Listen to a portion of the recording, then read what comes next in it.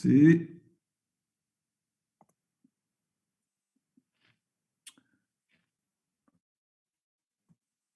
Joule. Donc, une expérience assez célèbre de l'histoire des sciences également. Et donc, l'expérience de Joule est une expérience qui montre que, encore une fois, si quelque chose disparaît, il est transformé en autre chose. Et ici, finalement, on est en présence de deux grandeurs fondamentales, en tout cas en thermodynamique.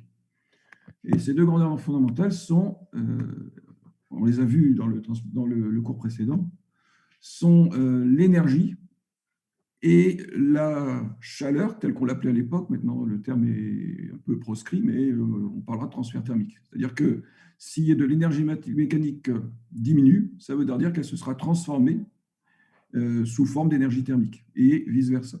Mais l'ensemble des deux doit se conserver. C'est ça, ce principe de conservation de l'énergie totale.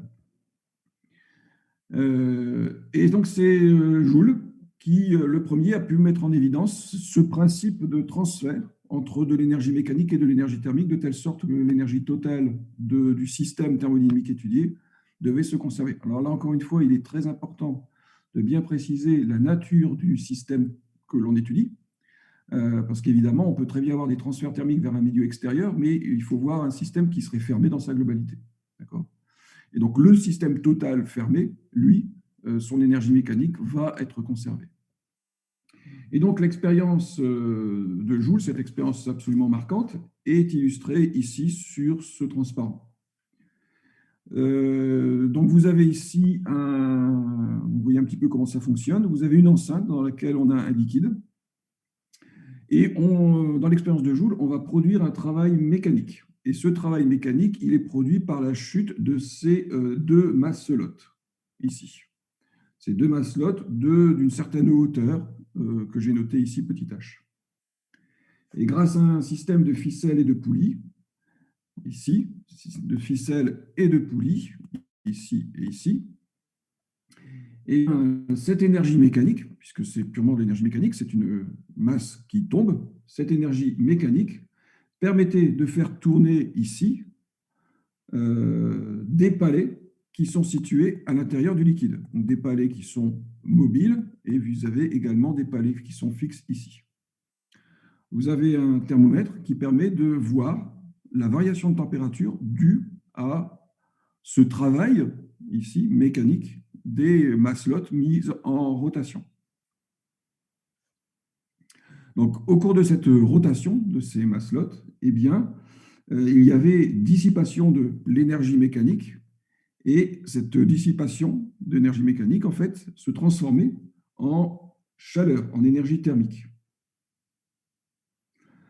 Alors, les fluides dont Joule mesura la variation de température furent essentiellement de l'eau, du mercure et de l'huile de baleine, dont les capacités thermiques à l'époque étaient connues. Donc, je vous rappelle que la capacité thermique, c'est, comme son nom l'indique, l'aptitude d'un corps à emmagasiner de l'énergie thermique. Cette capacité thermique, on l'a introduite la semaine dernière, et elle permet de calculer la quantité d'énergie thermique Q, qui est égale à C, cette capacité thermique, fois la variation de température.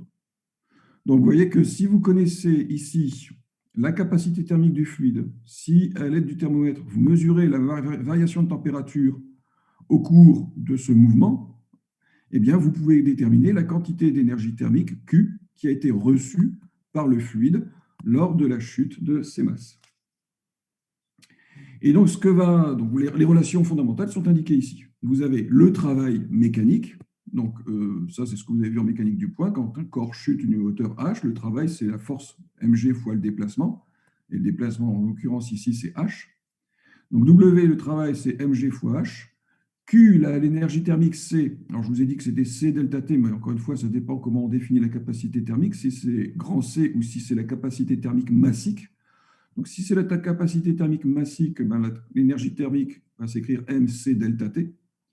Et donc, à partir du moment où on peut déterminer ici, on peut mesurer le travail mécanique et cette énergie thermique reçue.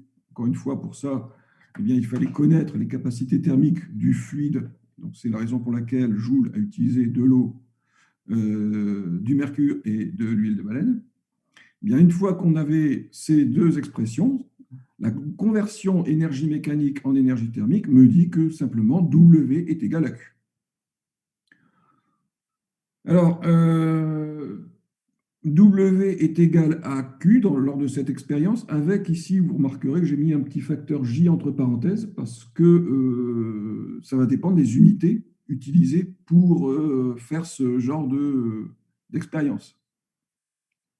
Et notamment, ça va dépendre de l'unité de cette capacité thermique. Or, à l'époque, les capacités thermiques n'étaient pas mesurées en joules par kilogramme par Kelvin, mais en calories par kilogramme par Kelvin. Calories étant une unité qui avait été introduite à l'époque. Et donc, ce qu'il faut savoir, c'est que c'est une unité qui est encore utilisée de nos jours, évidemment, mais de moins en moins. En physique, on l'utilise très peu, mais en thermodynamique, il peut arriver encore parfois qu'on vous donne des capacités thermiques en calories par kilogramme et par Kelvin. Et donc, il faut juste connaître la conversion d'une calorie en joule. Il faut savoir qu'une calorie, c'est 4,18 joules.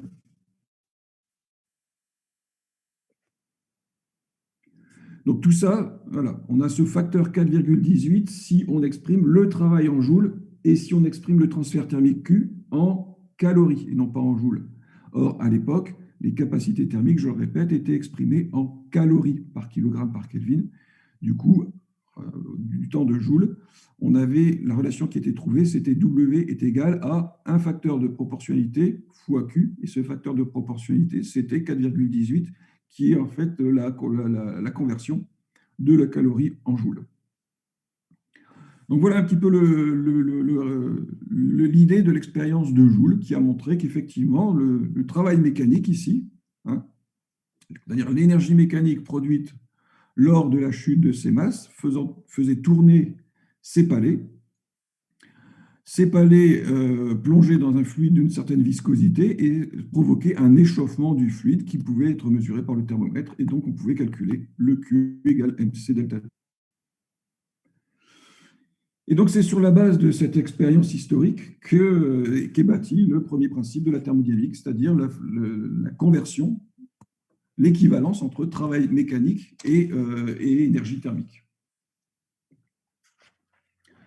Et donc, ce premier principe introduit une nouvelle grandeur fondamentale qu'on appelle l'énergie interne, qu'on a déjà plus ou moins abordée lorsqu'on a fait la théorie cinétique des gaz. Lorsqu'on a vu la théorie cinétique des gaz, on a vu que l'énergie interne d'un gaz parfait était directement liée au degré de liberté des atomes ou des particules qui composaient ce gaz. On a vu que pour un gaz parfait monoatomique, l'énergie interne valait 3,5 de nRT. Pour un gaz parfait constitué de molécules diatomiques rigides, cette énergie interne valait 5,5 de nRT. Et si les molécules n'étaient pas rigides, toujours diatomiques, l'énergie interne du gaz parfait valait 7,5 de nRT. Mais évidemment, on peut définir l'énergie interne pour n'importe quel type de composant, que ce soit un gaz parfait, ou un liquide, ou encore un solide. Donc on doit évidemment maintenant donner une relation plus générale à cette énergie interne. Donc en thermodynamique, l'énergie interne se note grand U. Cette énergie interne est une variable d'état, c'est-à-dire qu'elle décrit l'état thermodynamique d'un système. Cette énergie interne, d'autre part, est une différentielle totale exacte. Donc sa variation ne dépend pas du chemin suivi, mais ne dépend que de l'état initial et de l'état final. Donc comment définir cette énergie interne? Donc c'est ce qu'on va voir tout de suite. L'énergie interne d'un système thermodynamique est la somme des énergies cinétiques microscopiques, des I constituants du système, et des énergies potentielles associées à toutes les forces intérieures d'origine microscopique ou macroscopique. Souvenons-nous, la semaine dernière, on a passé un certain temps à définir ce qu'était l'énergie totale d'un système. Eh bien, l'énergie totale d'un système thermodynamique peut être considérée comme la somme de son énergie interne et quelque chose qu'on pourrait appeler son énergie externe. Donc, ce qui va nous intéresser, nous, c'est véritablement l'énergie du composé qui se situe à l'intérieur du système que l'on aura défini. Donc, si je veux pouvoir définir cette énergie, interne. Donc, comme je l'ai représenté ici, vous voyez, donc vous avez un système thermodynamique supposé au repos dans le référentiel R du laboratoire. Et donc, à l'intérieur de ce système, vous avez vos particules qui se déplacent dans tous les sens. Si c'est un gaz ou un liquide, si c'est un solide, il n'y a pas d'énergie cinétique de translation, mais il y aura quand même des énergies cinétiques de vibration, parce que dans un solide cristallin, les atomes vibrent autour de leur position d'équilibre. Et puis, vous avez un terme d'énergie potentielle qui traduit les énergies d'interaction entre les différents constituants de votre système. Si c'est un gaz parfait, ben, il n'y a pas d'énergie potentielle parce que, encore une fois, c'est l'hypothèse fondamentale du gaz parfait qui dit que les particules d'un gaz parfait sont suffisamment éloignées les unes des autres de telle sorte qu'on peut négliger les interactions entre ces particules. Mais si c'est un gaz réel, si c'est un fluide ou si c'est un solide, là, évidemment, on a un terme d'énergie potentielle. Je vous rassure, on ne va jamais avoir à calculer précisément la nature de cette énergie potentielle. Ça se fait bien plus tard, notamment en master de physique. Autrement dit, à partir de ce qui vient d'être défini ici, l'énergie interne U, c'est bien la somme. Donc, si j'ai grand N particules qui sont à l'intérieur de mon système thermodynamique, eh bien, je vais avoir la somme sur l'ensemble des particules de leur contribution cinétique et des énergies potentielles d'interaction entre ces différentes particules. C'est évidemment ce terme-là qui est un terme de très, très grande complexité à calculer. Parce que ces potentiels d'interaction, ces énergies d'interaction, ne sont pas forcément entre deux particules, elles peuvent être entre 3, 4, 5 particules. Donc vous imaginez, ça devient quelque chose qui est absolument incalculable. Mais voilà comment on définit l'énergie interne d'un système thermodynamique, d'un fluide ou d'un composé qui est contenu dans ce système thermodynamique, qui constitue ce système thermodynamique. Mais évidemment, ça c'est la définition. On peut très bien imaginer la situation où votre système thermodynamique n'est pas forcément au repos dans le référentiel du laboratoire, mais en réalité, ce système est en mouvement. Par conséquent, d'après la relation qu'on a obtenue la semaine dernière, on sait que dans ce cas-là, si votre système thermodynamique est en mouvement, eh bien, on peut définir l'énergie totale de ce système comme étant la somme de l'énergie interne plus de l'énergie cinétique externe et de l'énergie potentielle externe. Ça définit l'énergie totale du système. C'est ce qu'on a vu la semaine dernière. Et donc, en écrivant que l'énergie totale du système, c'est la somme de l'énergie interne plus des contributions liées au mouvement du système thermodynamique dans un référentiel, référentiel du laboratoire, eh bien, on peut aussi écrire, donner une autre définition à l'énergie interne U, qui est celle-ci, qui est que l'énergie interne d'un système, c'est l'énergie totale à laquelle on aura tout simplement retiré les énergies cinétiques macroscopiques et l'énergie potentielle, et elle est associée aux forces extérieures et non plus aux forces intérieures. Donc voilà, ça c'est pour vous donner une définition précise de ce qu'est l'énergie interne d'un système.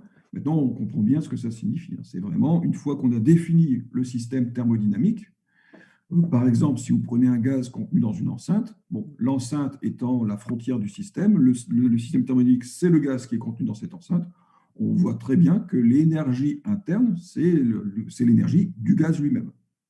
Et que dans cette énergie du gaz lui-même, on a ces différentes contributions. Alors, on arrive maintenant, une fois qu'on a défini l'énergie interne, à l'énoncé du premier principe de la thermodynamique. Alors, ce premier principe porte un nom peut-être plus adapté, on l'appelle en réalité le principe d'équivalence. Bon, c'est vrai que la plupart du temps, on parlera toujours de premier, deuxième, etc. C'est le principe zéro, parce qu'il y a principe zéro, il y a même un troisième principe. Mais finalement, ça ne veut pas dire grand-chose. Premier principe, deuxième principe, d'autant plus que historiquement, le premier principe, ce n'est pas le premier à avoir été énoncé. Historiquement, c'est le second principe qui a été le premier à avoir été énoncé. Mais si on veut respecter un ordre logique plutôt qu'un ordre chronologique, eh bien, il convient de commencer par ce principe. Et donc, effectivement, dire premier principe ou second principe, ce n'est pas très parlant. Bon, même si dans la plupart des ouvrages, c'est ce qu'on va rencontrer, et c'est ce que je vais d'ailleurs aussi utiliser, ce qu'on utilisera toujours en TD. Hein, mais en réalité, ce premier principe de la thermodynamique, on devrait plutôt l'appeler le principe d'équivalence, en vertu de ce que je vous ai montré précédemment.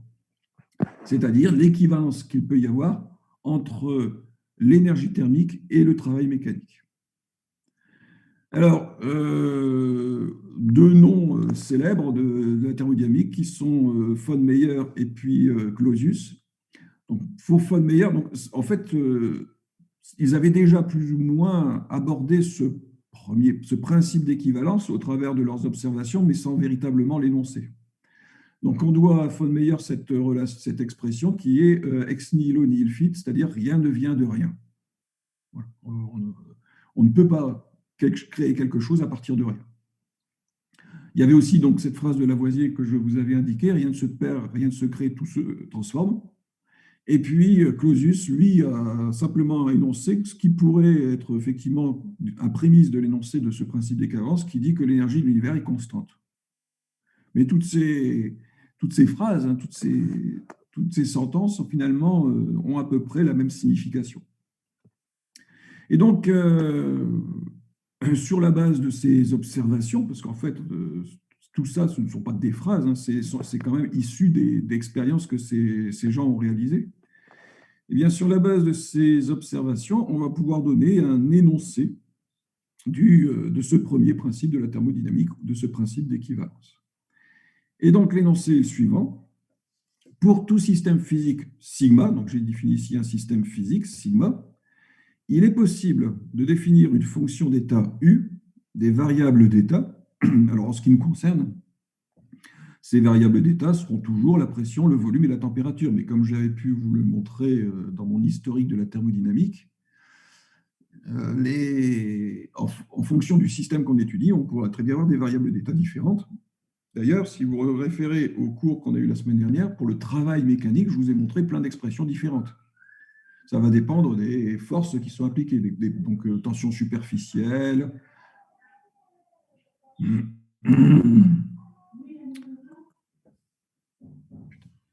Donc, force de tension superficielle, les forces magnétiques, forces électriques, etc. Donc, nous, ce qui va nous concerner, ce sont les systèmes thermodynamiques pour lesquels les variables d'état sont toujours la pression, le volume et la température. Et encore une fois, on pourrait très bien faire de la thermodynamique de n'importe quoi d'autre que d'étudier un gaz, un fluide ou un solide. Donc, pour tout système physique sigma, il est possible de définir une fonction d'état U, des variables d'état. Cette fonction d'état U est une grandeur extensive. Donc ça, vous souvenez-vous de la différence entre grandeur intensive et grandeur extensive. Donc cette fonction d'état U est une grandeur extensive. Elle est appelée énergie interne et elle doit vérifier les propriétés qui sont indiquées ici. Donc le système sigma, souvenez-vous, on peut en définir différents. On peut avoir un système isolé, on peut avoir un système fermé, on peut avoir un système ouvert.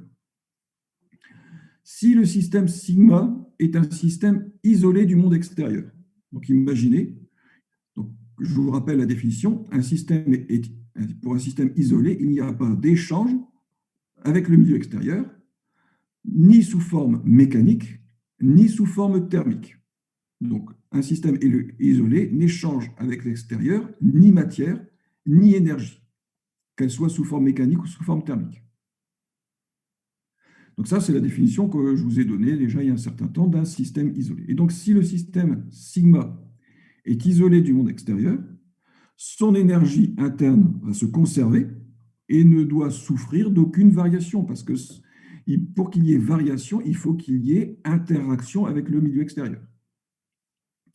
Autrement dit, aucun transfert d'énergie mécanique ou thermique ne se produit entre le système et le monde extérieur. C'est finalement la définition d'un système isolé. Par conséquent, ce que l'on peut dire déjà pour l'énergie interne d'un tel système, c'est qu'elle doit rester constante. Donc l'énergie interne U du système sigma isolé va rester constante au cours du temps. Par conséquent, ça veut dire qu'il n'y a pas de variation d'énergie interne dans ce système. Évidemment, il ne se passera pas grand-chose. Il peut se passer des choses quand même, parce qu'on peut très bien imaginer des réactions chimiques. Mais ces réactions chimiques vont être telles que, de toute façon, il n'y aura pas de variation d'énergie interne de ce système. D'accord ? Même si une réaction chimique est endothermique ou exothermique, il va y avoir un pendant qui fait que l'énergie interne va rester constante. Donc, mais nous, je vous rassure, on ne va jamais traiter des systèmes où on aura des réactions chimiques à l'intérieur. Donc, l'univers lui-même est un système isolé. Donc, notre univers, est un système isolé parce que notre univers, c'est tout ce qu'on connaît. Et il n'y a pas autre chose que notre univers. Bon, après, on peut peut-être imaginer des théories effectivement complexes avec des univers, des multivers, des univers parallèles, mais ça, c'est des théories qui ne sont pas encore pas du tout vérifiées, mais que les mathématiciens explorent quand même. Mais en tout cas, notre univers n'échangeant pas est un système isolé. Par conséquent, ça reprend l'observation de Rudolf Clausius qui dit que l'énergie de l'univers est constante.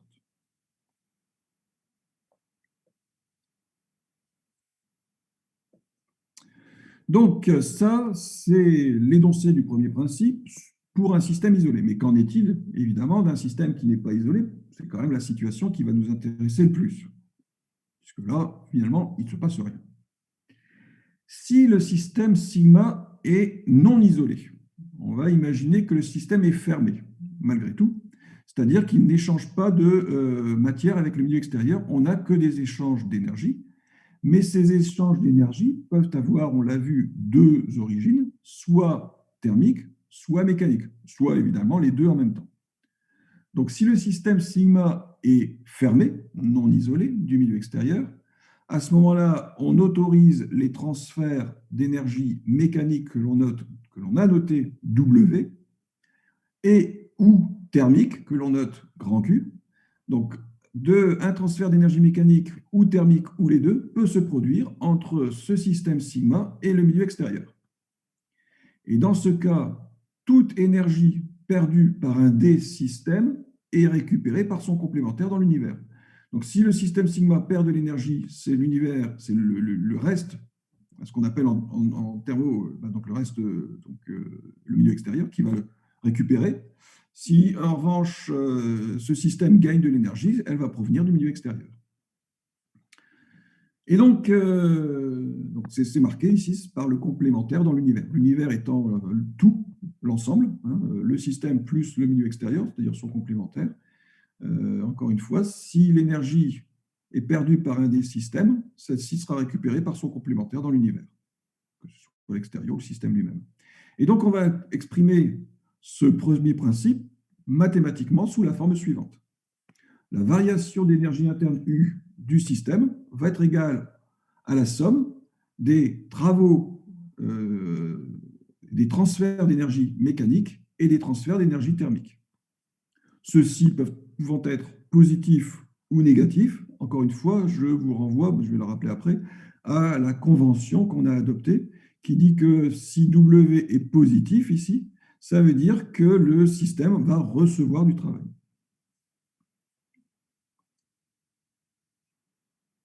Donc, voilà écrit l'énoncé du premier principe. Donc, ça n'est pas une définition de l'énergie interne, le premier principe. C'est simplement au contraire. Le premier principe, ça n'est pas fondamentalement cette relation mathématique, même si c'est la plupart du temps dans les ouvrages, c'est comme ça qu'on la trouve. Le premier principe, c'est la définition de l'énergie interne. Et à partir de la définition de l'énergie interne, eh bien, on va pouvoir calculer ces variations. Et donc, dans un système non isolé, on peut écrire que la variation d'énergie interne entre deux instants, en général, on prend donc l'instant initial et l'instant final d'une transformation, mais on pourrait très bien s'arrêter entre deux, eh bien, c'est égal au travail total échangé avec le milieu extérieur plus l'énergie thermique totale échangée avec le milieu extérieur. Et puis ici, je considère que l'univers, c'est le système plus son complémentaire, le milieu extérieur. Eh bien, je peux, en vertu de ce qui a été énoncé juste précédemment pour l'univers lui-même, écrire que comme l'énergie de l'univers est constante, l'énergie du système sigma plus l'énergie du milieu extérieur est donc constante. Par conséquent, la variation d'énergie interne du système sigma va être égale à moins la variation d'énergie interne du complémentaire extérieur au système. Donc ça reprend l'énoncé précédent. Dans cette relation-là, on suppose qu'on a une variation entre deux instants. Mais on peut très bien définir une évolution de cette énergie interne lors d'une transformation, et notamment une évolution infinitésimale.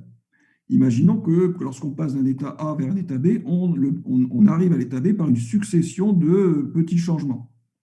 Eh bien, on peut définir la variation infinitésimale d'énergie interne, et ça nous conduit à la forme différentielle qui est indiquée ici.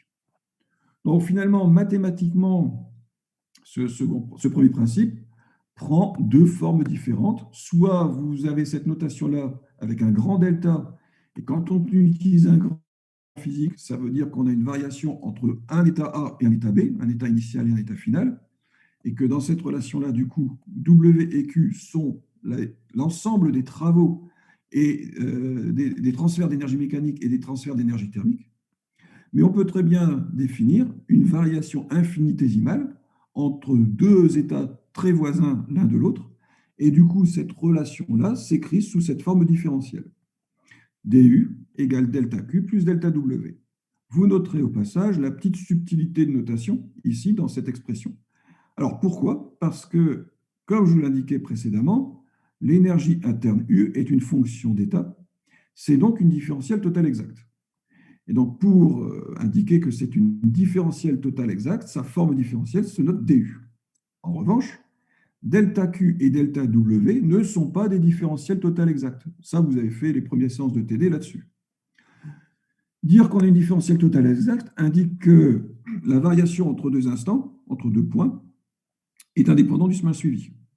En revanche, pour calculer le delta Q et le delta W, là, il convient de connaître très précisément le chemin qui a été suivi au cours de la transformation. Parce que si vous prenez un autre chemin, vous aurez d'autres valeurs. Et du coup, ça deviendra plus bon. Donc ça peut paraître paradoxal qu'une différentielle totale exacte soit la somme de deux formes différentielles. Mais c'est possible. D'ailleurs, en TD, je pense que vous avez pu voir un exemple. Donc voilà, ça, ce sont les deux énoncés. Vous remarquerez qu'encore une fois, comme je vous l'indiquais, en thermodynamique, il n'y a pas de relation mathématique complexe. Ce qui est compliqué, ce sont tous les concepts qui touchent à ces relations. Et on va voir qu'effectivement, il y a un certain nombre de conséquences qui sont issues de cette simple expression. Donc, dans la relation-là, delta Q et delta W, pour l'instant, je ne les ai pas encore véritablement définis. En tout cas, je vous en ai donné des définitions générales la semaine dernière, mais maintenant, on va regarder ce qui nous intéresse, nous, pour les systèmes qu'on sera amené à étudier. Alors, je rappelle au passage cette fameuse convention qui me dit que Q positif ou W positif, ça veut dire que le transfert thermique ou le transfert mécanique se fait vers le système sigma. Donc, quand on a à faire des bilans de transfert d'énergie thermique ou mécanique, si vous trouvez des valeurs positives, ça veut dire que c'est le système qui a reçu du travail ou qui a reçu de l'énergie thermique. Et évidemment, si vous trouvez des valeurs négatives, ça veut dire que en fait, c'est le système qui a cédé de l'énergie mécanique ou de l'énergie thermique au milieu extérieur. Donc, en ce qui nous concerne, donc on retiendra essentiellement ces deux relations. Et puis, d'abord aussi la convention qui est indiquée ici. Et on va également donc, se servir de quoi comme relation, comme expression, pour définir delta Q et delta W. Donc, en fin de séance la semaine dernière, on avait étudié d'abord ces deux aspects. C'était le titre du chapitre précédent, c'était travail-chaleur. Donc, le travail W, chaleur, qui est un terme impropre, mais qu'on conserve encore de temps en temps, qui est Q, parce que c'est plus pratique de parler de chaleur que de parler de transfert d'énergie thermique, ça va plus vite.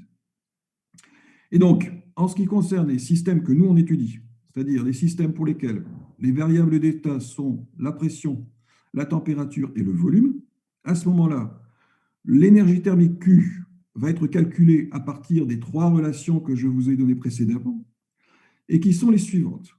Les variations infinitésimales d'énergie thermique delta Q lors d'une transformation quasi statique est égale à quoi? Elle peut s'écrire sous trois formes différentes, CVDT plus LDV, CV étant la capacité thermique à volume constant. L, on verra par la suite ce que ce terme signifie. Ensuite, Cp, la capacité thermique à pression constante, avec ce coefficient-là qu'on définira par la suite, ou une troisième relation qui est, je vous dis tout de suite qu'on ne va jamais utiliser. Alors évidemment, ces relations, elles ont un lien entre elles, parce que finalement, les températures, volume et pression sont les trois variables d'état, et elles sont liées entre elles par une équation d'état. Par conséquent, la température dépend du volume et de la pression, de la même façon qu'elle dépend, que la pression dépend du volume et de la température, etc. Par conséquent, c'est normal qu'on n'ait que deux variables ici, la troisième dépendant des deux précédentes. Donc, on a toujours des équations qui font intervenir ici des variations soit de température et de volume, soit de température et de pression, soit de pression et de volume. Et effectivement, en fonction de la nature de la transformation qu'on va étudier, eh bien, on utilisera l'une de ces trois relations, mais la plupart du temps, c'est les deux premières qui vont sûrement nous intéresser. Vous remarquerez au passage, mais ça c'est vraiment un point sur lequel j'insiste, c'est qu'on écrit que ces relations-là ne sont vraies que pour des transformations quasi-statiques. Parce qu'on l'a vu, et j'ai insisté beaucoup là-dessus, ça n'est que lors d'une transformation quasi-statique que l'on peut définir ces variables thermodynamiques. Si la transformation n'est pas quasi-statique, c'est-à-dire si elle est brutale, je ne connais pas l'état de mon système. Je ne sais pas quel est l'état et comment mon système évolue au cours de la transformation. Je ne peux connaître que son état qu'à l'état initial et à l'état final. Mais entre les deux, je ne le connais pas. Par conséquent, je ne connais pas les variations de température et de volume si c'est cette relation-là que je cherche à utiliser. Donc ces relations-là ne sont vraies que pour des transformations quasi statiques. Mais vous allez vous rendre compte que grâce au fait que U est une différentielle totale exacte, et qu'en fait, c'est surtout U qui nous intéresse, ce n'est pas vraiment delta Q et delta W. En fait, on calcule delta Q et delta W pour faire un bilan pour calculer U. Mais U étant une différentielle totale exacte, sa variation ne dépend pas du chemin suivi. Et donc ne dépend pas non plus du besoin de connaître le chemin suivi. On n'a besoin de connaître que l'état initial et l'état final. Par conséquent, quand on a une transformation brutale, si on connaît l'état initial et l'état final, on peut calculer la variation d'énergie interne. Il suffira simplement pour cela d'imaginer un chemin qui mène de l'état initial vers l'état final. Un chemin quelconque, puisque DU ne dépend pas du chemin suivi. Donc vous verrez en TD que, effectivement, ça c'est une petite subtilité, mais qui va nous permettre de faire beaucoup de calculs. Quand on a une différentielle totale exacte, sa variation ne dépend pas du chemin suivi. Et donc, si je le connais, a priori, pourquoi pas, à ce moment-là, c'est tant mieux. S'il est trop compliqué, je peux même en imaginer un plus simple. Mais si je ne le connais pas, peu importe, j'ai besoin que de connaître l'état initial et l'état final. Donc, dans cette relation-ci, du égale delta Q plus delta W, pour résumer la situation, on retiendra pour nous cette année essentiellement le fait que delta Q est défini de la façon suivante et que le delta W, c'est celui qu'on a défini lundi dernier à partir du travail des forces de pression, puisque ce qui va surtout nous intéresser, nous, c'est les transformations thermodynamiques d'un système lorsqu'il est contenu dans une enceinte et qu'il est soumis à des forces de pression. Et que le travail des forces de pression, on l'a démontré la semaine dernière, c'est moins P, la pression à l'intérieur de l'enceinte, fois dV, la variation de volume. De là, vous pouvez déjà regarder ce qui se passe lorsqu'on a des transformations isochores, pas de variation de volume, W est égal à 0, delta Q est simplement égal à CV dt. Si la transformation est isotherme, bah là, le delta W est différent de 0, mais le delta Q on peut s'écrire sous la forme LdV ou HdP. Si elle est isobare, là, la pression est constante, là, dP est égal à 0. Donc, vous voyez que une fois qu'on maîtrise bien les différents types de transformations, il y a déjà pas mal de choses qui peuvent simplifier dans l'énoncé de ce premier principe. Mais sous sa formulation la plus générale, c'est de cette façon-là qu'on va l'écrire.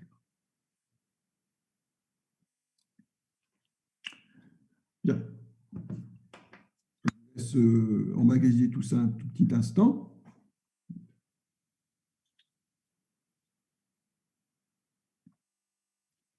Bon, ça va, je ne vais pas trop vite, j'ai quand même l'impression de parler très vite.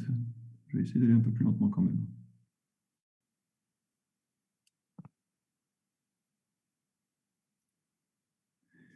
Alors, ça pourrait évidemment s'arrêter là.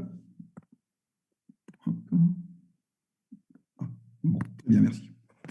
Donc ça pourrait effectivement s'arrêter là, mais maintenant, ce qu'on va voir, c'est toutes les implications que ce premier principe me donne. C'est-à-dire que, voilà, là, c'est le simple énoncé. Mais maintenant, et c'est là où ça peut être parfois un peu lourd, la thermodynamique, c'est-à-dire qu'il y a plein de relations. On va pouvoir définir comme il y a plein de grandeurs, eh bien, ces grandeurs nécessitent d'être définies plus précisément. Pour l'instant, je vous ai simplement, par exemple, dans l'expression de l'énergie thermique, je vous ai simplement indiqué qu'on a introduit ces grandeurs CV et CP, des capacités thermiques à volume et pression constante. Bon, celles-là, on comprend bien leur signification. Si vous prenez un composé, vous faites varier sa température et que vous maintenez son volume constant, eh bien, l'énergie thermique reçue par ce corps va être simplement égale à, alors, puisque le volume est maintenu constant, ce terme-là est nul, l'énergie va être simplement égale à CVDT, et cette énergie, elle va dépendre de la capacité du corps à emmagasiner ou à céder de l'énergie thermique. Et cette capacité, c'est cette constante, c'est CV. Si vous faites la même expérience à pression constante, vous prenez l'autre relation, vous avez delta Q égale CP dt. CV et CP ne sont pas les mêmes. L'un est à volume constant, l'autre est à pression constante. Et justement, ce qu'on va montrer à l'aide du premier principe, c'est qu'il y a un lien entre ces deux expressions, entre CP et CV pour un corps. Et ça, ce sont toutes les conséquences issues de l'application de ce premier principe. Et là, on va rentrer dans la partie qui n'était pas très amusante, notamment en TD, où vous aviez des calculs de formes de dérivés partiels à n'en plus finir. Bon, c'est ce qu'on va faire maintenant. Donc, voilà. On va maintenant essayer de déterminer ce que valent, par exemple, CP, CV, H et L à partir de l'énoncé du premier principe, toujours dans le cas où mon delta W, c'est moins PDV. Voilà. Donc, conséquence du premier principe. Dans un premier temps, on va calculer. Donc, vous voyez, c'est très mathématique, mais c'est des mathématiques pas compliquées du tout. Et on s'y perd vite dans tous ces calculs de différentiels, d'expressions différentielles. Et donc, à partir de. Donc, moi, maintenant, mon but, c'est de vous donner justement les expressions plus générales, parce que là, pour l'instant, c'est CV. Mais CV est une grandeur physique. Elle est forcément reliée à la variation d'énergie interne, par exemple. CP, H et L, il doit y avoir un lien aussi. Et donc, c'est ce qu'on va voir. Et donc, je vais vous donner des expressions différentielles de l'énergie interne. Ça va me permettre de définir ces fameux coefficients thermiques, c'est-à-dire CP, CV, H et L. Encore une fois, lambda et mu, on ne les utilise jamais, parce que les deux premiers suffisent. Donc, première chose, ça vous l'avez vu en cours, c'est que si donc U est une fonction d'état, et comme fonction d'état, elle dépend des variables d'état.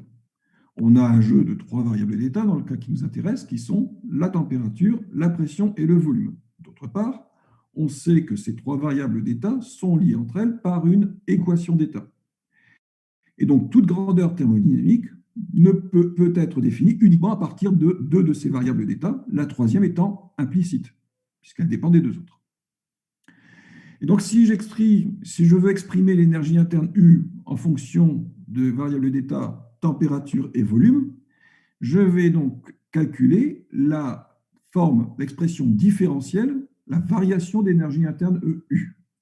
Si U dépend de T et V, sa variation résulte d'une variation de température et de volume. Et donc, on écrit cette variation d'énergie interne EU sous la forme suivante. C'est la dérivée partielle de U par rapport à T à volume constant dt, plus la dérivée partielle de U par rapport à V constant, à T constant, dV. D'accord? Donc, c'est logique. Si U dépend de T et V, si U varie, cette variation résulte d'une variation de température dt et d'une variation de volume dV. Et les coefficients sont les dérivées partielles de U par rapport aux variables effectives température et volume à volume et température constante. Je peux faire la même chose si je considère que l'énergie interne U est une fonction de la température et de la pression. Et dans ce cas-là, je vais écrire que dU est de la forme suivante. Donc, dérivée partielle de U par rapport à T dt, plus du sur dp, dp. Et enfin, troisième relation, U dépend du volume et de la pression, et donc j'écris que la variation d'énergie interne du, c'est du sur dp, dp, plus du sur dv, dp. J'ai ce jeu de 3 relations. D'accord?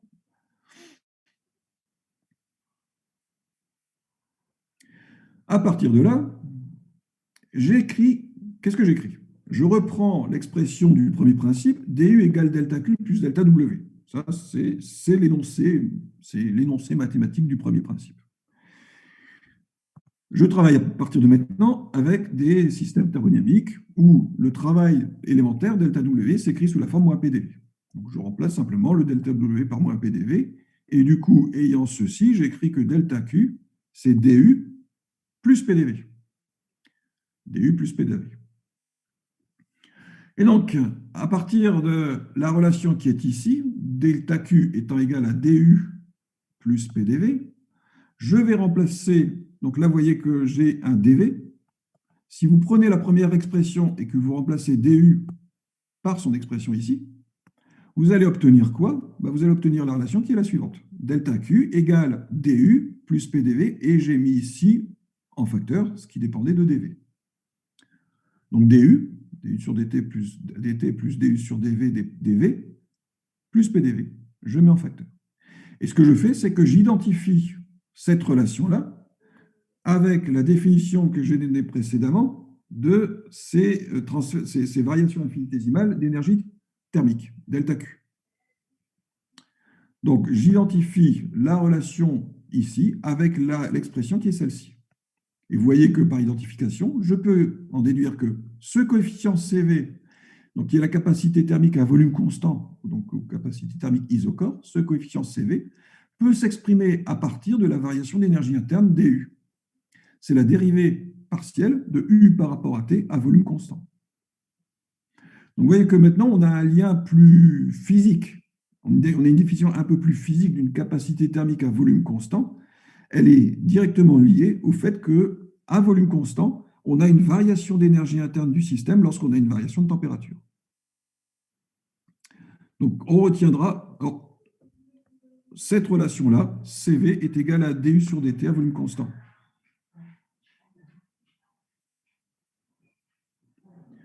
Autre coefficient, le coefficient qui est indiqué ici, LdV,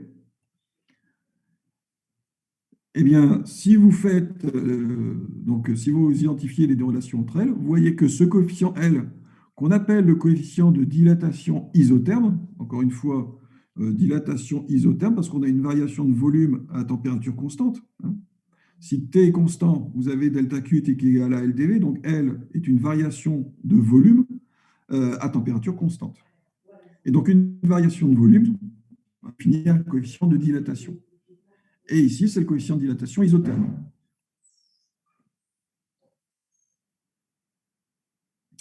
Et donc, par identification, vous constatez que ce coefficient de dilatation isotherme L est égal à P plus DU sur DV.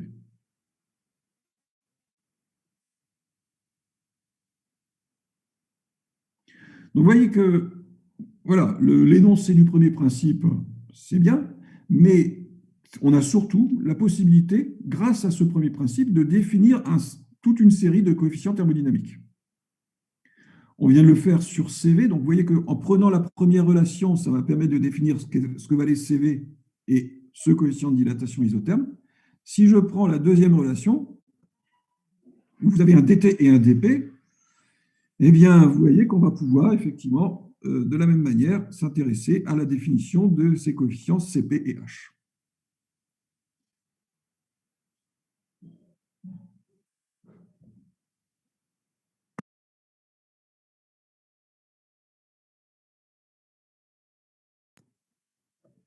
Alors, bon, ça, je le garde pour la suite. Maintenant, vous allez voir que, alors, je vais trop vite. Donc, je suis encore à ces deux relations-là. Maintenant, je vais dire que ces deux relations peuvent. Alors, vous voyez, on a des définitions générales. Mais quand on est en présence, par exemple, d'un gaz parfait, on va pouvoir faire les calculs, puisque on l'a vu quand on a fait la théorie cinétique des gaz, on connaît l'expression de l'énergie interne d'un gaz parfait. Du coup, on va pouvoir donner une expression de CV pour un gaz parfait. Ça, ces deux relations-là sont des relations qui sont toujours vraies, quel que soit le type de système que l'on considère. Mais grâce aux propriétés spécifiques du gaz parfait, on va pouvoir définir ce que valent ces deux coefficients exactement. Donc, voyons un petit peu donc, ce que deviennent ces relations pour un gaz parfait. Première chose, d'abord, je rappelle encore une fois, l'hypothèse fondamentale du gaz parfait, c'est que les particules n'interagissent pas entre elles, il n'y a pas d'énergie potentielle, il n'y a que de l'énergie cinétique à l'intérieur du gaz parfait. Et ce que l'on a surtout défini pour un gaz parfait, c'est le théorème d'équipartition de l'énergie. Ça, c'est vraiment le point fondamental. Le théorème d'équipartition de l'énergie. Ce théorème d'équipartition de l'énergie me dit quoi? Qu'est-ce qu'il m'a permis de démontrer? Il m'a permis de démontrer que pour une particule de gaz parfait, eh bien, son énergie moyenne totale, encore une fois, c'est des valeurs moyennes, parce que si vous vous souvenez un petit peu le détail de la stéréocinétique des gaz, on a des particules qui se déplacent dans...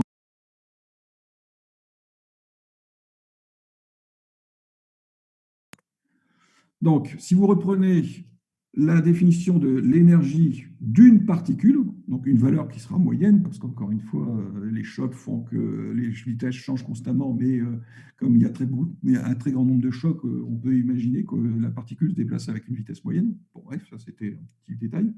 Donc l'énergie moyenne totale d'une particule de gaz parfait s'écrit sous la forme... Alors, j'ai donné cette forme un peu...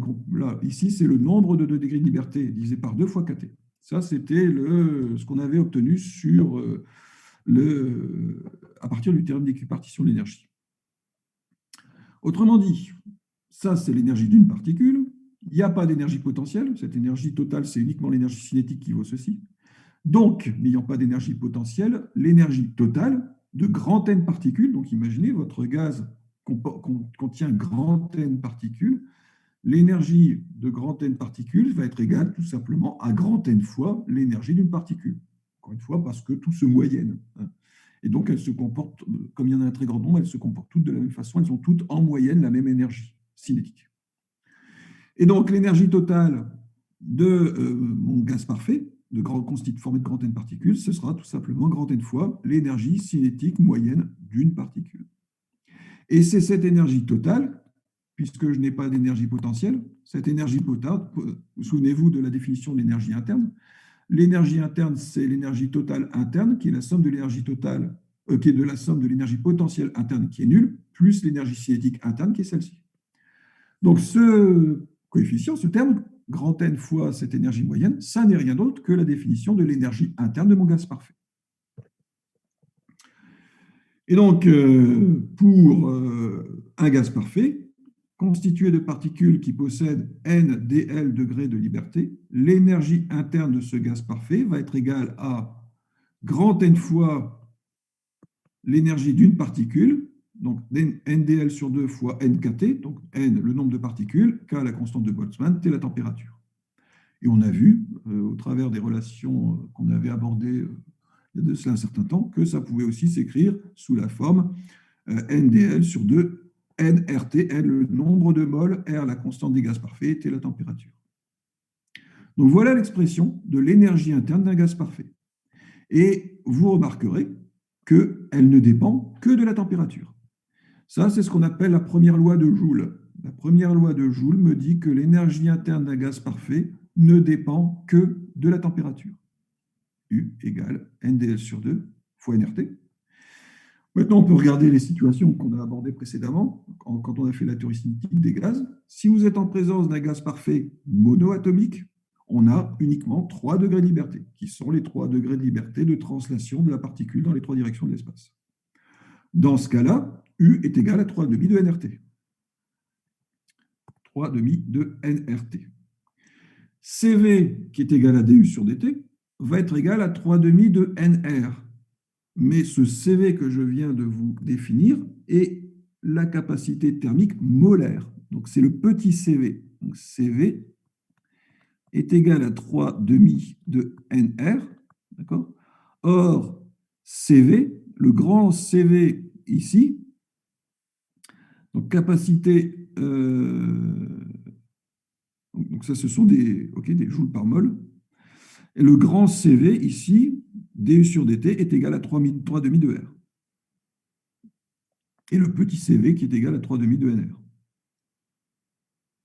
Grand C étant égal à petit c sur N. Non, c'est l'inverse. C'est sûr, non, c'est ça. Grand C, c'est sûr. Euh, voilà. Donc, la capacité thermique telle qu'on l'a définie précédemment, donc vous remarquerez que ce sont des joules par Kelvin. Alors qu'ici, c'est des joules par mol par Kelvin. Donc, pour un gaz parfait monoatomique, on retiendra que grand CV, c'est 3 demi de R.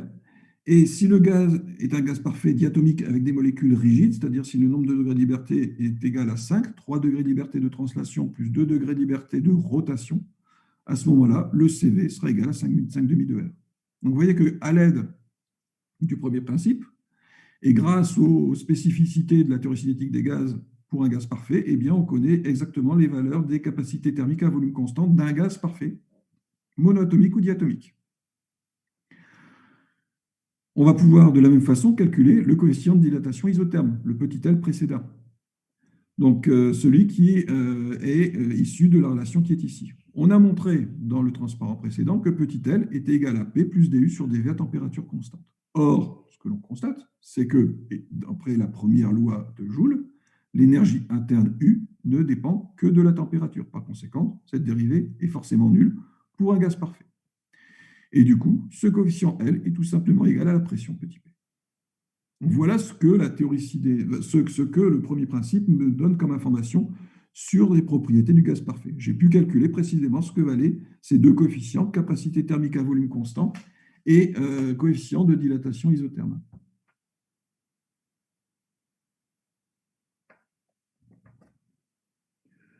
On va maintenant s'intéresser à la deuxième relation, c'est-à-dire Cp dt plus H dp. Et on va faire le même genre de manipulation, le même genre de calcul. Alors, juste avant de faire ça, une petite précision. Tout ce que je vous ai donné ici, c'est vrai pour le gaz parfait. Si le gaz n'est pas parfait, eh bien, alors l'énergie interne du gaz parfait, c'est ceci. Donc, le nombre de degrés de liberté divisé par 2 fois nRT. Maintenant, si le gaz n'est pas parfait, on peut malgré tout avoir quelques informations, notamment sur son énergie interne. Mais pour ça, il faut connaître l'équation d'état. C'est-à-dire qu'il faut savoir comment la pression, enfin une des variables thermodynamiques, varie en fonction des autres. Donc, l'équation d'état d'un fluide, d'un gaz réel, est souvent décrite par l'équation dite de Van der Waals. Cette équation, je vous l'avais donnée, déjà il y a un certain temps. Il y avait même une erreur de signe à l'époque. Je vous rappelle l'équation de Van der Waals, que vous avez d'ailleurs revue en TD, qui est celle-ci. Dans l'équation de Van der Waals, donc l'idée, c'est simplement de modifier le volume libre accessible par chaque particule par un terme qui tient compte de l'extension spatiale de chacune de ces particules, ce qu'on appelle le covolume. Donc, dans l'équation des gaz parfaits, le volume devient le covolume V moins NB, et la pression est modifiée par les chocs dus aux interactions entre les particules. Donc, si vous prenez A et B égale 0, vous retrouvez l'équation des gaz parfaits. Et A et B sont donc des coefficients différents de 0 pour un gaz réel, et ça va dépendre du gaz en lui-même. Et ça marche aussi pour le liquide d'ailleurs, ce genre d'équation d'état. Donc, grâce à cette équation d'état, on peut exprimer la pression en fonction des autres variables, température et volume. Donc, voilà comment on exprime P en fonction de T et V.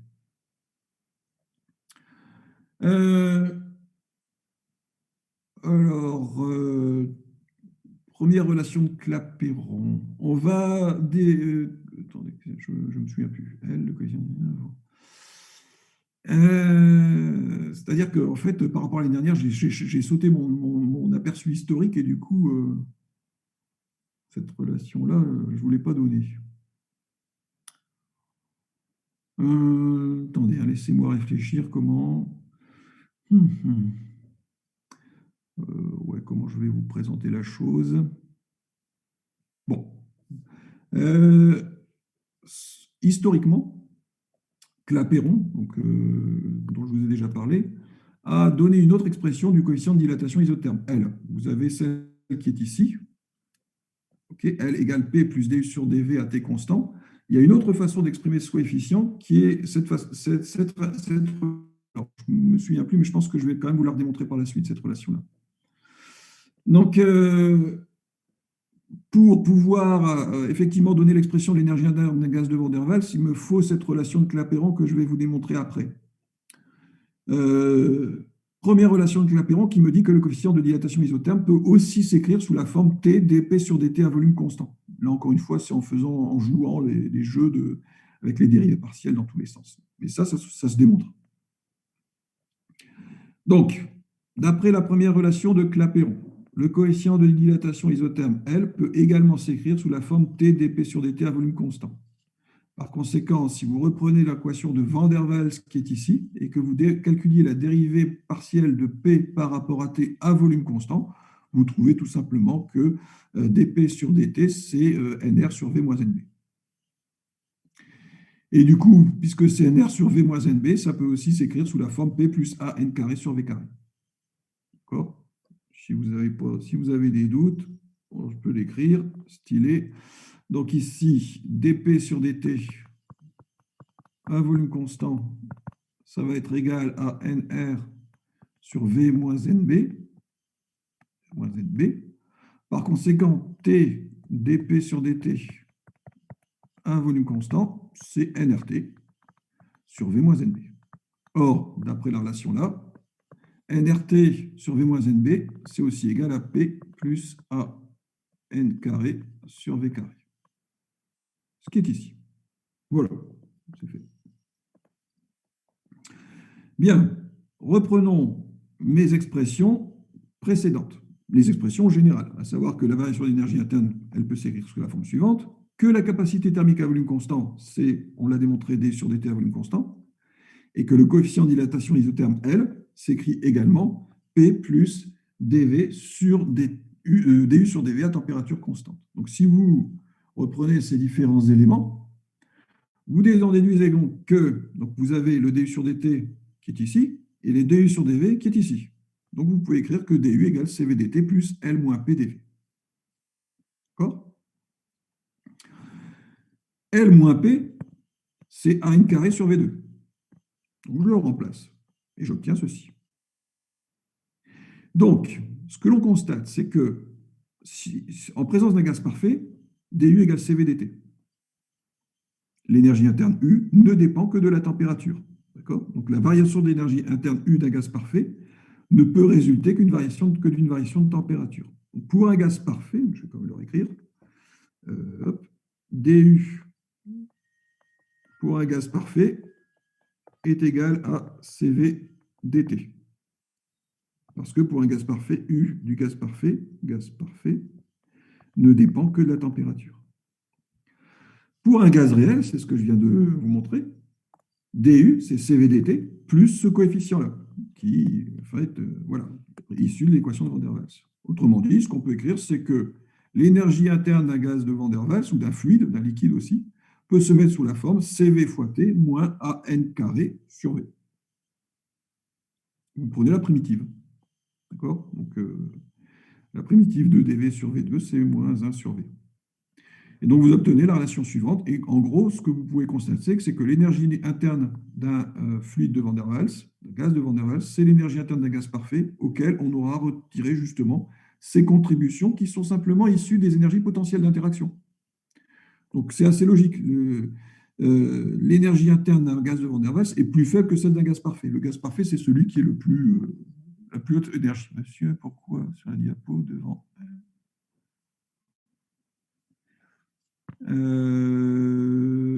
alors, attendez, je vérifie. Devant L égale du sur dV.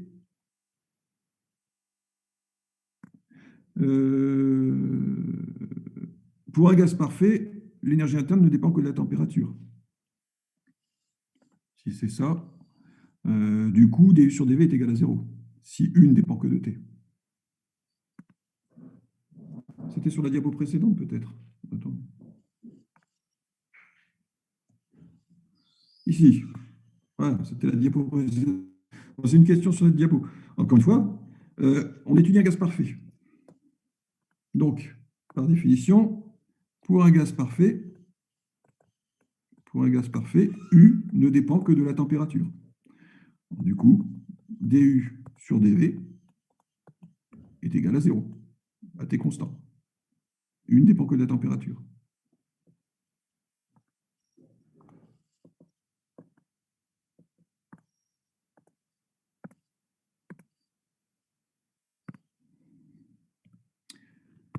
Donc voilà, à partir du premier principe, encore une fois, on a pu montrer donc, l'équation. Donc quand on est en présence d'un fluide réel, l'énergie d'un fluide réel est plus petite que l'énergie du fluide parfait, du gaz parfait.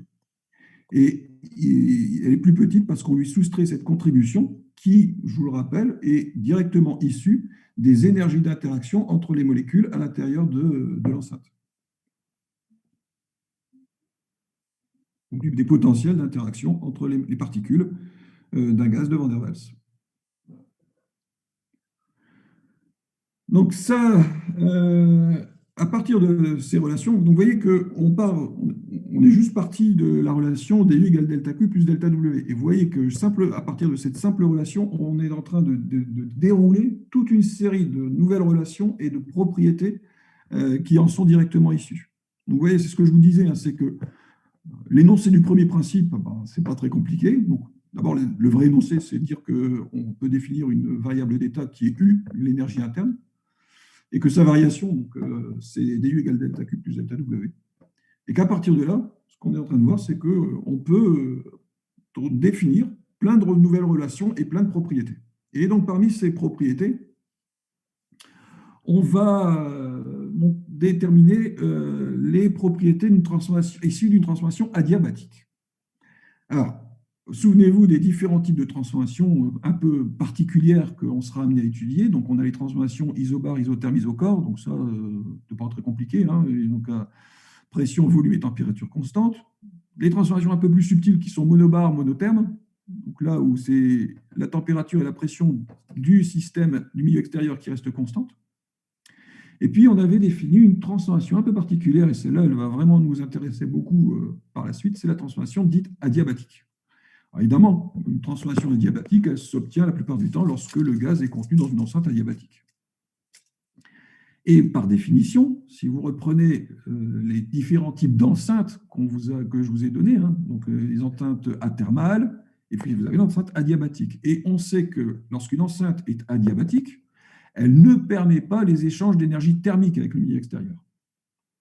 Donc la caractéristique principale d'une enceinte et donc d'une transformation adiabatique, c'est qu'il n'y a pas d'échange avec le milieu extérieur. D'accord ? Donc c'est ceci, le point essentiel.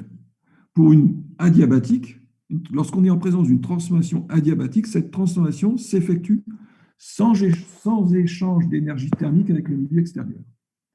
Et comme on a, pour le gaz parfait, défini de façon générale le delta Q, eh bien, on va voir ce que ça donne, justement, que devient cette relation lorsqu'on est en présence d'une transformation adiabatique. Et j'insiste sur le fait que c'est ce type de transformation-là, on va souvent avoir à les traiter. Donc, delta Q égale, pour un gaz parfait, on a montré que ça s'écrivait CVDT plus LDV, mais que pour un gaz parfait, L était égal à P. Donc, je peux le réécrire sur le transparent d'ailleurs. Donc, pour un gaz parfait, L, c'est la pression. Du coup, delta Q égale CVDT plus PDV. Mais je suis en présence d'un gaz parfait. Donc, pour un gaz parfait, je sais que PV est égal à nRT. Autrement dit, je vais pouvoir remplacer, parce que là, vous voyez, l'idée, ce sera d'intégrer ça. Le petit souci, c'est que là, j'ai deux variables, pression, volume. Seulement, je sais que PV est égal à nRT. Donc, je peux remplacer la pression P par nRT sur V. Et en faisant ça, j'obtiens l'équation qui est ici. Là, dans cette relation-là, le problème, c'est que j'ai mes trois variables, température, pression et volume. En faisant le changement de variable qui est ici, je n'ai plus que température et volume. Si la transformation est adiabatique, delta Q est égal à 0. Donc tout ça est égal à 0. Je vais tout simplement diviser par T, et par CV. Donc, si je divise toute la relation qui est ici par CV fois T, j'ai d'un côté dt sur T, donc je divise par CV sur T. Donc je vais avoir dt sur T plus NR sur CV, dV sur V, est égal à 0.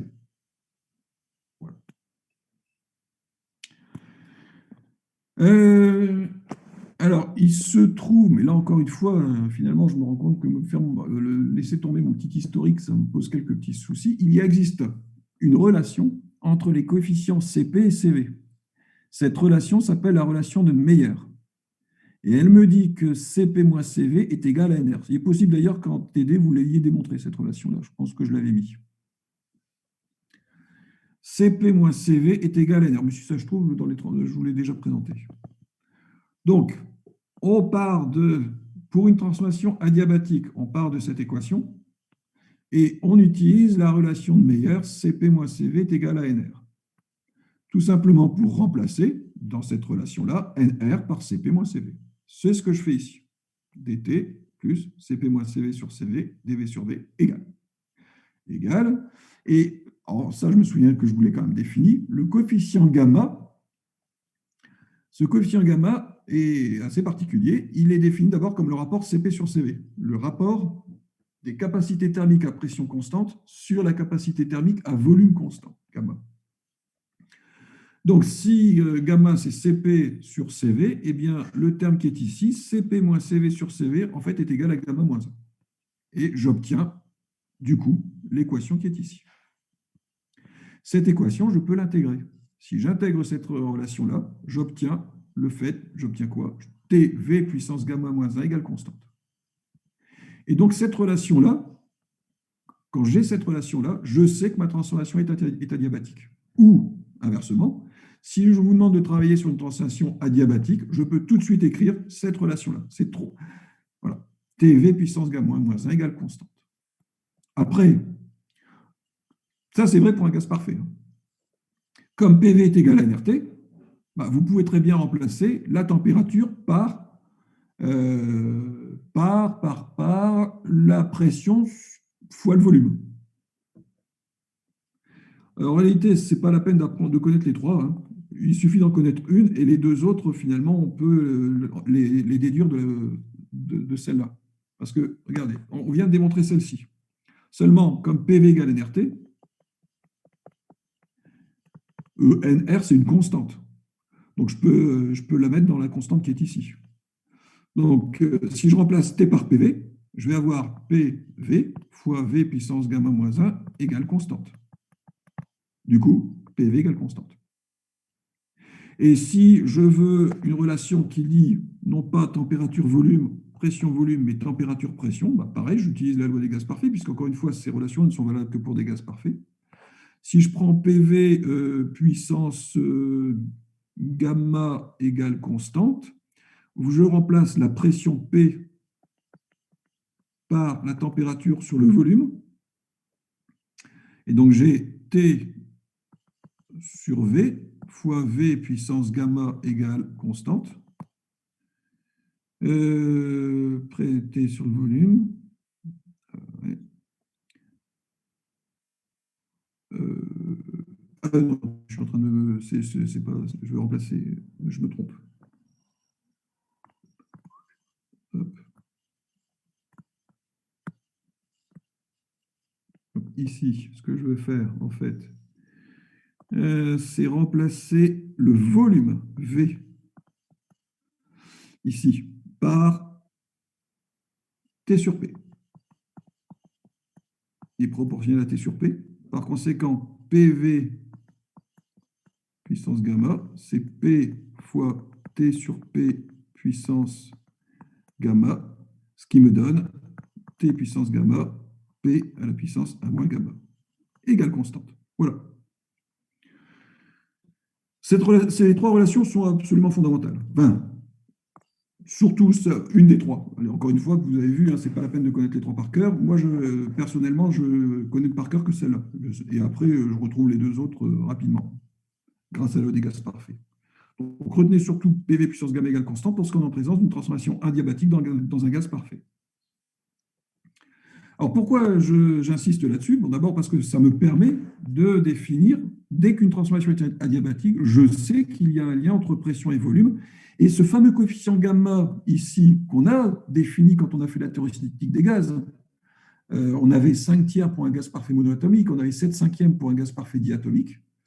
Eh bien, à partir de cette relation-là, je peux représenter l'évolution de ma transformation dans mon diagramme de Clapeyron. Donc ici, je vous ai remis le diagramme de Clapeyron. Donc je vous rappelle, c'est un diagramme pression-volume. Quand on a une transformation isotherme, PV égale constante, puisque PV égale nRT. Donc si c'est isotherme, PV égale constante. Donc on peut tracer donc une transformation isotherme dans un diagramme de Clapeyron, ce sont des branches d'hyperbole. Celle que j'ai présentée ici, à une température T1 ou à une température T2.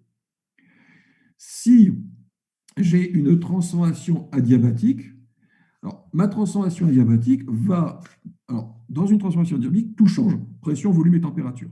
C'est en cela que ce sont les plus compliqués, parce qu'il n'y a pas une seule des trois variables qui reste constante. Les trois grandeurs thermodynamiques, pression, volume et température, vont changer au cours d'une transformation adiabatique. Et donc, je vais passer d'une température T1, par exemple, à une température T2. Et donc, si je veux représenter ça dans un diagramme de Clapeyron, l'équation de mon adiabatique, c'est PV puissance gamma égale constante. Voilà.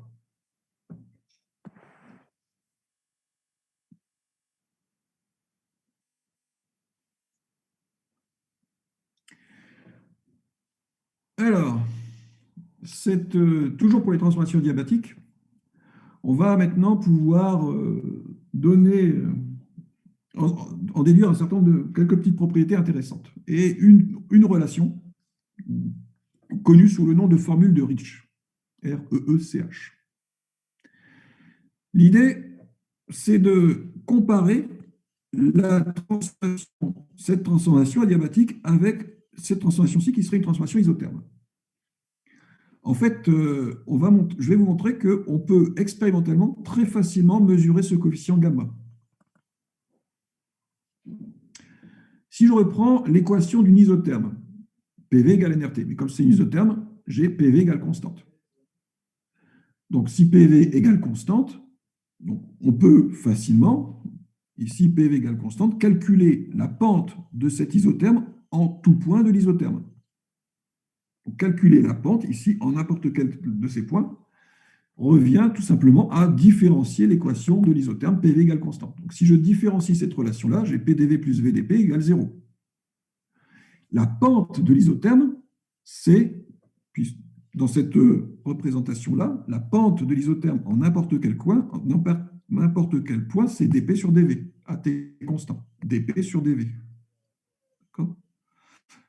Si vous prenez Y et X, c'est dy sur dx. Donc ici, la pente de cette isotherme, c'est dP sur dV. Et pour indiquer que c'est une isotherme, je mets ici l'indice petit t, t constant. Donc la pente d'une isotherme, par définition, c'est dP sur dV à t constant. Et pour un gaz parfait, comme PV égale constante, cette pente va être égale à moins P sur V. Moins P sur V. Alors, on a bien sûr une pente négative, d'accord ? C'est normal, on a une fonction décroissante. Et puis, si vous placez en un point de coordonnées PV, vous pouvez calculer la valeur de la pente en chacun de ces points de coordonnées PV. Ça, c'est la pente d'une isotherme. Voyons maintenant un peu la pente de l'adiabatique. Vous voyez, j'ai repris le diagramme de Clapeyron précédent où j'ai tracé mon isotherme et j'ai tracé mon adiabatique. Voyons maintenant. Donc là, par exemple, je mets en ce point de coordonnées PV et je veux comparer la pente de l'isotherme en blanc avec la pente de l'adiabatique qui est ici en jaune. Qu'est-ce que ça me dit? L'équation de cet adiabatique, c'est PV puissance gamma égale constante. Donc pareil, pour calculer la pente, je vais différencier cette expression. Donc U' V plus UV', ça va me faire P, la dérivée de V puissance gamma, c'est gamma V puissance gamma moins 1 dV, plus U plus U'V, c'est-à-dire la dérivée de P, c'est dP, fois V puissance gamma. Alors là, il y a une petite erreur, pour U. V puissance gamma. Hop là. Donc, vous simplifiez par V puissance gamma, et du coup, en faisant passer ça de l'autre côté, vous obtenez que dP sur dV, au passage, vous remarquerez que j'ai mis ici un Q constant, parce que c'est adiabatique. Q est constant lors d'une transformation adiabatique. Donc, je calcule la pente de l'adiabatique, et cette pente de l'adiabatique en ce point, c'est D sur dV à Q constant. Et c'est égal à quoi? Moins gamma P sur V. Si vous faites le petit calcul, vous trouvez que c'est moins gamma P sur V. Or, le coefficient gamma est défini comme le rapport Cp sur Cv.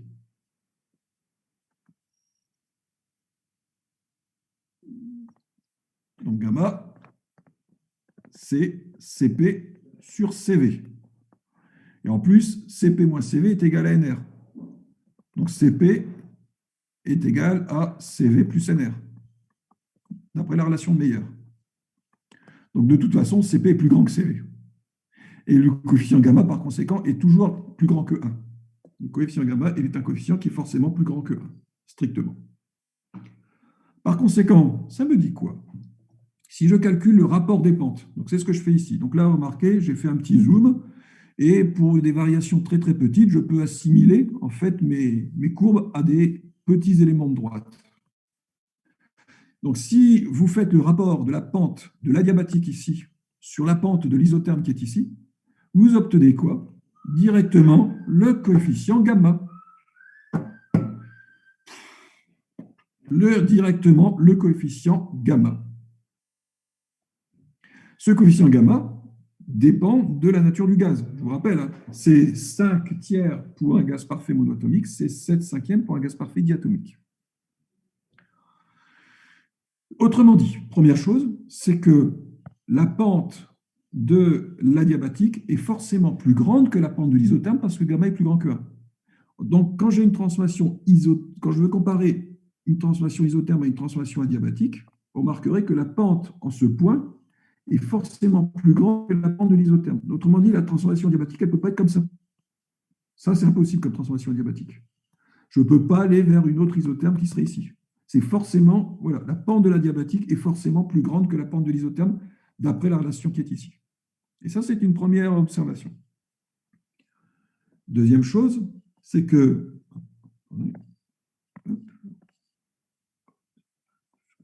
le T et le Q sur 1 est inversé. Le T et le Q. Alors, attendez, on va vérifier quand même. dQ sur dP à Q constant égale.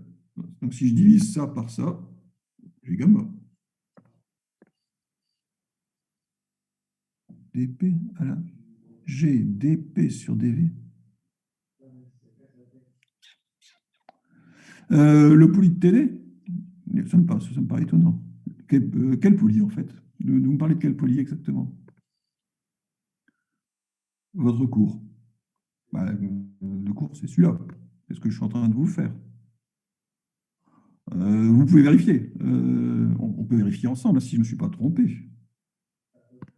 dP sur dV, c'est bien moins P sur V. dP sur dV à Q constant, c'est bien moins gamma P sur V. Donc, quand vous divisez ça par ça, vous obtenez gamma. Donc, c'est cette relation-là qui est correcte. dP sur dV à Q constant, divisé par dP sur dV à T constant, est égal à gamma. La pente de l'adiabatique est forcément plus grande que la pente de l'isotherme. Ça, c'est bon.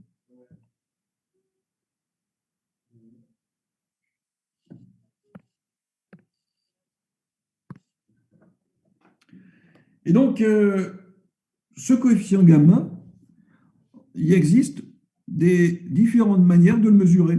Grâce à les propriétés que je viens de vous énoncer, on peut mesurer expérimentalement assez facilement ce fameux coefficient gamma, qui intervient dans les relations PV puissance gamma égale constante, etc.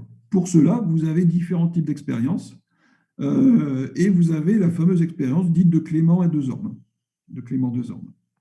Voilà un petit peu le schéma d'expérience de Clément de Zorn. Il faudrait peut-être que je détaille un peu plus. Donc imaginez, vous avez cette bonbonne, vous avez ici une poire, et là vous avez un petit tube en U avec de l'eau pour mesurer la pression à l'intérieur de l'enceinte. Donc ce que vous faites, c'est que vous allez, donc l'enceinte est adiabatique, vous comprimez le gaz à l'intérieur de l'enceinte. D'accord? Donc comme l'enceinte est adiabatique, la phase de compression, la température ne va pas varier dans l'enceinte. Ici. Vous arrivez à un certain point du diagramme de Clapeyron, qui est le diagramme de coordonnées PV. Donc il y a une certaine pression et un certain volume de gaz à l'intérieur de l'enceinte. Un volume molaire, plus exactement. Et ce que vous allez faire, c'est que il y a ici un petit clapet qu'on va ouvrir brutalement. Et donc, en l'ouvrant et en le refermant aussitôt, on va effectuer ce qu'on appelle une détente adiabatique. Donc, faisant une détente adiabatique, vous allez avoir une détente, donc la pression va chuter. Et parce que je viens de vous démontrer que la pente de l'adiabatique est plus forte que la pente de l'isotherme, elle va chuter suivant le... Donc ça n'existe plus. Elle va chuter suivant le tracé jaune que j'ai indiqué ici. Ensuite, ce qui va se passer, c'est que là, arrivé en ce point, on aura quand même quelques échanges thermiques avec le milieu extérieur qui fait qu'au bout d'un moment, la température va revenir à la température initiale dans l'enceinte. Et on aura fait ce cycle-là. Le manomètre ici me permet de mesurer la pression en ces différents points. Et donc, à partir de la mesure de pression, je peux connaître exactement les coordonnées de ce point-là, de ce point-là et de ce point-là. Et du coup, je peux mesurer les valeurs des pentes correspondantes. Et en faisant le rapport des pentes, je peux mesurer le coefficient gamma. Donc, vous voyez que ça, c'est une expérience qui est une expérience de TP qui marche très bien, je pense, on aurait voulu vous mettre en place, mais évidemment, le contexte fait que ce n'est pas possible. Et à partir de cette expérience, on peut mesurer le coefficient gamma. Et si on obtient, par exemple, expérimentalement une valeur de 5 tiers, on sait qu'on avait un gaz parfait monoatomique dans l'enceinte. Si on trouve 7 cinquièmes, on sait que le gaz parfait est un gaz diatomique. Donc on peut déterminer la nature du gaz contenu dans l'enceinte simplement à partir de cette expérience. Mais ça n'est pas la seule expérience qui permet de faire des mesures de coefficient gamma, mais l'idée, malgré tout, c'est de faire des compressions et des détentes adiabatiques. Et on peut même faire ce genre de mesure en utilisant la vitesse du son. Parce que le son qui se propage, c'est en fait des tranches d'air qui subissent des compressions et des détentes adiabatiques. Et donc, en mesurant la vitesse, à partir de la mesure de la vitesse du son, on peut déterminer notamment le coefficient gamma. C'est une autre expérience possible. Mais encore une fois, il y en a encore d'autres. Donc voilà. Voilà pour cette formule de Rich. C'est la formule qui est ici, qui me donne la définition du coefficient gamma à partir de la pente de l'isotherme et de la pente de l'adiabatique. Vous voyez, tout ça est une conséquence du premier principe et des relations qu'on a obtenues. Mais ce n'est pas les seuls, et il y en a encore bien d'autres qu'on verra lundi prochain. Alors, est-ce que vous avez des questions? Parce que là, je pense qu'il est l'heure. Oui, il est l'heure. Donc, si vous n'avez pas de questions et de remarques, à ce moment-là, on se revoit lundi prochain. D'ici là, portez-vous bien. Et avec un peu de chance, vous ne serez pas confiné comme moi. Au revoir. Merci, bonne journée.